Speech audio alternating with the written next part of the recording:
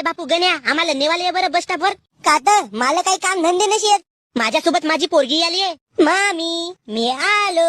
भोकाड्या भाषा, तू पैदलच आलास का? आम्हाला गाडी नाही आणलास का नेवालं? अजी मामीजी, मीने स्कूटी आणलं. हो, त्या स्कूटीवर जागा तरी होते का रे बकऱ्या? अजी मामीजी, बस मध्ये बसू बसू तुमची गुबी दुखली असेल तर तुम्ही येते थोड्या वेळ उभे राहा, मी तवरीक तुमच्या पोरीला नेऊन सोडतो.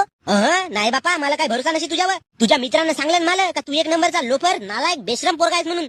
मामीजी. हॅलो सविता. सविते, तू डेंग्यासोबत जा घरी, ह्या गण्यासोबत मी येतो. तू भोसडीच्या डेंग्या मधातच कुठे आलास बे?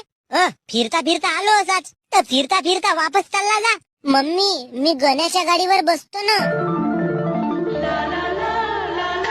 डार्लिंग सविता, लवकर बस. थूक लावून सीट साफ केलं मी न, फक्त माझ्या सवितेसाठी. चमडीपणा सोड गण्या भाऊ. तू कोण शेटनजी होस बे मला सांगणारा? चला लवकर, मला भूकही लागली आहे. तर घरून जेवता नाही आला का जी तुम्हाला? इकडे फुकटचा हेपलाल